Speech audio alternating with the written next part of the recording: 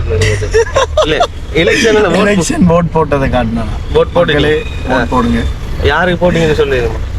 அதே சீக்ரெட் சொல்ல மாட்டீங்க. சொல்ல மாட்டேன். யாரு வின் பண்றாங்களோ அவங்களுக்கு தான் போட்டு சொல்லி கடைசி சொல்றீங்க. அதுதான் முக்கியம். அதான் முக்கியம். புத்தளத்துக்கு போறதுக்கு எத்தனை மணி தேவை தம்பி?